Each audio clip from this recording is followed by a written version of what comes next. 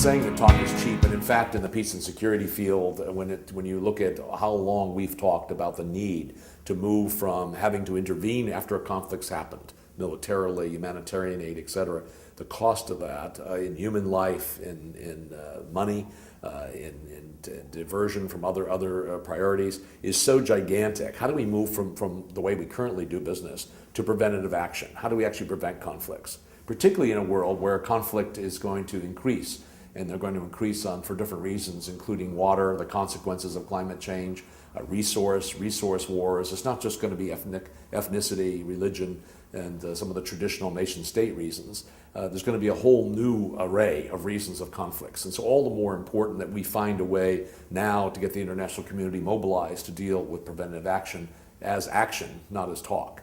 In 1992, the UN Secretary General, for example, said that the UN would move from classic security to preventative action. And yet it was from 1992 all the way until 2009 that there was money made available to hire 50 staff to deal with preventative diplomacy. Transnational collaboration is required, and this is going to come largely led by regional organizations.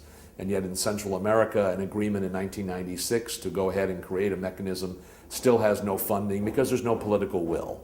In fact, that's the issue. Political will is the issue. How do you begin to mobilize a sentiment around the world and in the various regions of the world that we have no choice in the 21st century but to find out how we do preventative action? The EastWest Institute is convening in Brussels on December 6th and 7th, the first major global conference on preventive action. We're bringing all the actual players who have actually demonstrated that they have done something. This ranges from international and regional organizations to a whole array of actors, including parliamentarians. We have, for example, a Parliamentarians Network for Conflict Prevention, which has already begun to show signs of mobilizing a global consciousness among legislators, which could be a step towards getting more public consciousness. But how do you get the media to focus on something about preventing? It's not a hot story. How do you get governments to agree to transfer funds that have been going for war or for peacekeeping operations into preventative action? These are harder than they seem, although some progress has been made. There's hope here too. The European Union is now allocating 2 billion euros a year, which is not in total terms a lot of money, but compared to $50 million that the U.S. has allocated for the same purpose, shows the gap and the need to move all kinds of countries, including the BRIC countries. You know, what is Brazil, Russia, China, and India, the great new big power, economic powers that are rising or have risen? What about the Gulf countries and others?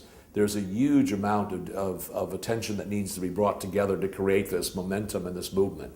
This is what the Preventative Action Global Conference is about, and this is where we hope all of you that have an interest in actually moving from talk to action will help be mobilized. There's places on the Institute's website where you can see how this is unfolding and get involved.